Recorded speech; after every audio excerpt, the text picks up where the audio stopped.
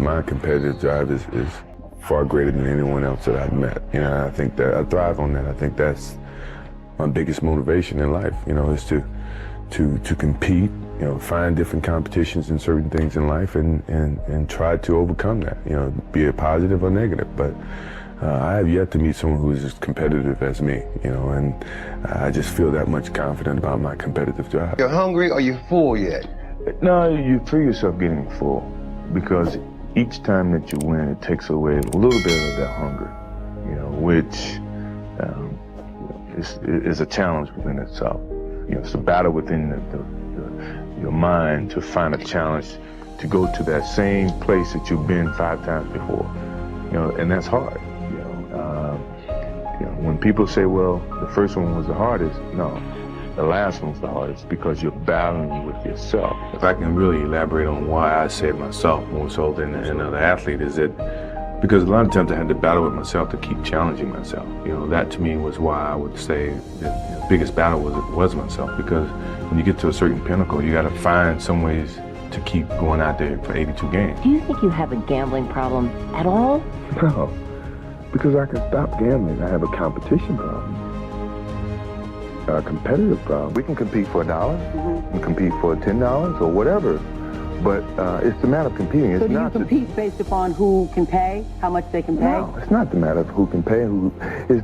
If you just say, let's play for $10. Yeah, if we play you don't Monopoly. have to pay me. It okay. doesn't matter. Okay. You know, if you don't have to pay I would me. pay you though. You would not have that on me. You would not be saying I didn't pay you. Okay? But I mean, it was just a matter of the competition that I enjoyed. And let me ask you this. On the court and been afraid? No, I've never been afraid. I mean, obviously you're nervous, but afraid means you're not confident in your skills. I have total confidence in my skills, so I'm not afraid. You had the utmost confidence. Your confidence level was through the roof. Where is it now? On top of the roof. I don't think my confidence changed. I wouldn't have come back into this situation lacking any confidence that I can play this game. Well, I know I can play this game. I know I can play it at the highest level and successfully. So I haven't lacked any confidence. Who's your favorite guy to play against? Myself. Because a lot of times I had to battle with myself to keep challenging myself. Have you ever been afraid on the court, ever? Against anybody? Never. Have you ever been intimidated by anybody? Never. I mean, these guys put on their shorts just like me. I don't fear anyone on the basketball court. And that's what it's all about on this level. If you believe in yourselves and your skills, you know, in which they have skill, I mean, you certainly can compete in this level. Because at this level, nobody's bad, right? Nobody's bad. I mean, you're talking about the cream of the crop. It's the mind.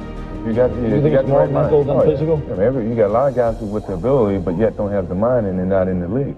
You know, a lot of guys who can run and jump and probably shoot, but if they don't have the killer instinct or the confidence in themselves to perform those skills, alone. You got to really kill teams. Send a message, send a sense of fear to whoever you're going to come in that building. We don't mess around. When you come in, you're 10 points down. Jordan! Oh, yeah. Where did he go? All those things, we were trying to send that message. Was fear of failure a motivator? I never feared about my skills, you know, because I put in the work. Damn. Put him away, MJ. Work ethic eliminates fear. Yes. You know, so if you put forth the work, then what are you fearing? You know what you're capable of doing, what you're not. Fear. What's your big fear? Snakes. Snakes? Just any kind of snake? Any kind of snake. Doesn't have to be poisonous. No. Don't be afraid to try. The worst thing that can happen is it doesn't pan out the way that you envision it. But at least you know that by giving it a shot. Tell me what you were thinking about when you were going in for that jam and with Magic over there on the sideline. Were you thinking about what you were doing? I was thinking too much. I knew in my mind I think I was going to throw it off the backboard as I did in Miami 2 years ago, and I just got so damn anxious with the ball that I just couldn't grab it, and I kept trying to grab it. Next thing you know, it's gone. It was really embarrassing, but you know, everybody makes mistakes. Well, more. The inbounds pass comes into Jordan. Here's Michael at the foul line. A shot on Elo. Good! The Bulls win! They win! And Chicago has not dropped the Cavs 101. And so when he hits the shot, Go home, motherfuckers, go home. Get the fuck out of here. Go fucking anywhere, but you out of here. That shot gave me the idea that I could be better than what people think, and I can, surpass any expectations that I may have for myself. That was get the ball, Michael. Everybody get the fuck out of the way. Go to the basket. I took the shot. I felt I was open. I felt confident, and I felt within range. And when I got it, I just kept fluid motion and went straight up and made the shot. So I made it with a lot of confidence, not with no doubt or anything. I think that my offensive game has reached its peak right now in the way that I'm playing and the confidence that I have in my offensive game. There's a lot of conversations about what your game is capable of achieving. I'm a firm believer that if you have a good game, your game is going to say that.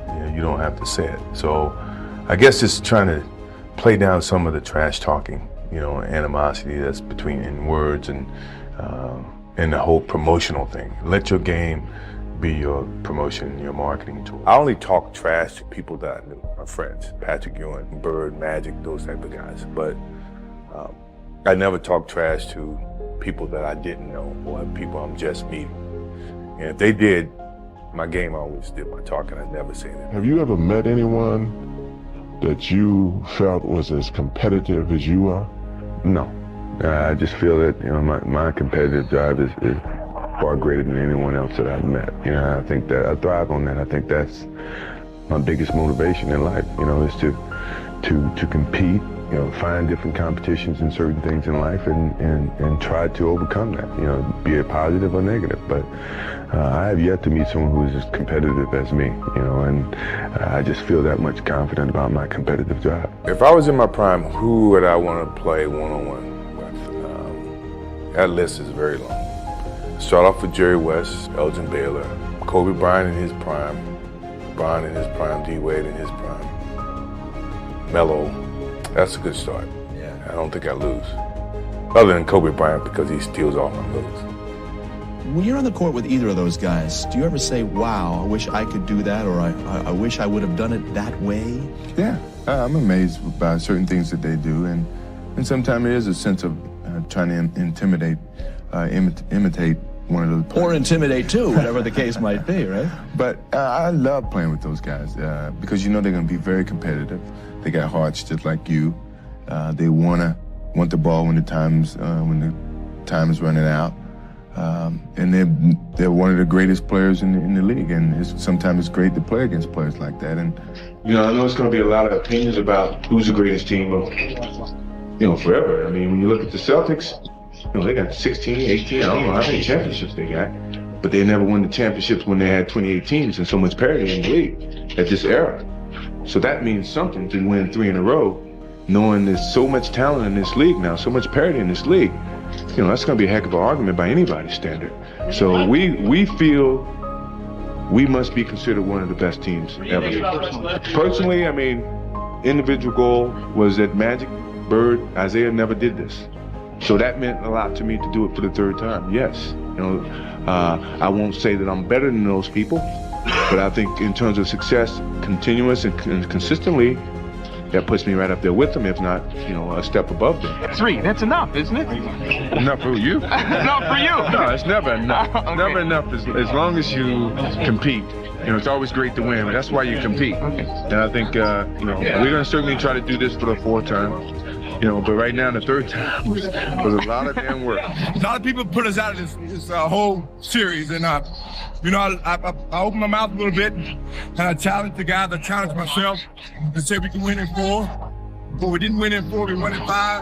I don't care how many we won in, we won, and that's all that counts. Now everybody's, wow, they were lucky. They were lucky the first time. Now do it again. Maybe they wasn't lucky. Do it again. But this team is not bad. And the mentality of your leader, starting with Phil, getting to me, getting to Scotty, and then the rest of the team was, okay, let's find a way to stay up top. That means we got to go this extra mile. We got to go a little harder. We got to go a little longer. We are old, and sure, we're tired. It's been a long season, but mentally, we have a vision, we have a finish that we have to attain. And sometimes you have to do it when you old and you're tired, you know, and I think it's the test of your will to succeed when you have to deal with, you know, some of these negatives. And I'm pretty sure, you know, by the end of this playoffs, you'll see the old and the tired people were very, very young and strong mentally. But I felt like we still had a good chance if we would have kept the team together. Now, that was a big decision from the Bulls standpoint. We'll never know, but it's great for thinking, great for conversation, great for debating.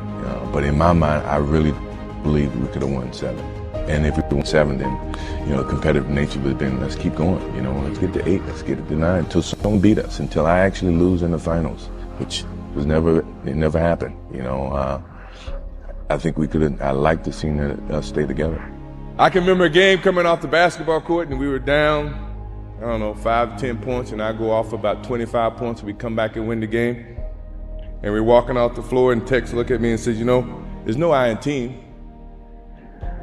I say, Tex, it's not an I in team, but it's I in win. Lambeer is very, very dirty in terms of, you know, you can see Lambeer. He doesn't jump well. Yeah. He can't block a shot. Yeah. So, this is true. I mean, this is not to be knocking him, but yeah. You know, you got, let's say myself on the break and he's on the break. You know, he's not gonna block my shot. Right. Yeah. I mean, do you really think he would? No. See, that's what I'm saying. So to see him coming at me with full steam ahead, I mean, it's only to knock me over, knock me off balance. Can't block my shot. I already said that. I got Air Jordans on. He's got to do this. And if that was the case, if it was something that I probably was chasing, I would have never gotten it. You've never gotten it. Because, you know, a lot of kids think they're going to be like you. That's the whole point. If you chase something, then sometimes you never get it. If you put forth the work and all the attitude, next thing you know, it's bestowed upon you. Wow. That's terrific. I don't look at this moment as a defining end to my relationship with the game of basketball. It's simply a continuation of something that I started a long time ago. One day you might look up and see me playing the game at 50. Oh, don't laugh. Never say never. Because limits, like fears, are often just an illusion. Thank you very much. And I found out I could play on this level, you know, and I started to feel the enthusiasm coming within the city. I had any disappointments. I mean, you know, sports is a tool that teaches, you know, and it teaches you bad things. It can also teach you good things. It's how you perceive those things. I've looked at every experience that I've had, negative and positive, and taken that as a positive. You know, if I wouldn't change anything because I think it would alter some of the other things that happened. You know, so when I look back, I can't say that I've had any bad things happen. Sure, I mean, you don't want bad things to happen, but you deal with bad things. You can't have good or without bad. I think going to the University of North Carolina, I learned the fundamentals of the game, the mind and the thought process that comes along with the game. And once I got on this level, I put 2 and 2 together, and I evolved as a complete player. I don't want to look so far in the future that, you know, I'm pressed to live out a certain schedule. My life has always been, and my motto has always been to live it day by day, you know, and not try to think so far in advance that you kind of forget about the present. You know, I want to live for the present at this particular time. For years, you know, you find yourself doing things for them, you know, trying to appease them. You know, when you're out in the public, and they come up, they want to meet, greet, say hello, you know, sign autographs. But I want them to understand this is my time. This is not your time. This is my time now. Do you study pro basketball history? Sure. I think that's the way you learn about dealing with all different types of players, dealing with the game and the expanding of the game. You brought a different attitude, a different expansion to the game. Magic, Larry, myself. You know, as an athlete, are you feeling satisfied? Because I know at times that we've talked, you say you're still searching for that perfect game, still searching to find in your mind greatness as you describe it.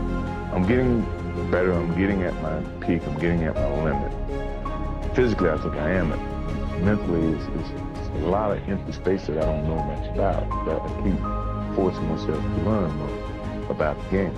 I am getting to the point where I'm maxing out my education about the game of basketball. And when you get to that point, It's a necessity to pass it.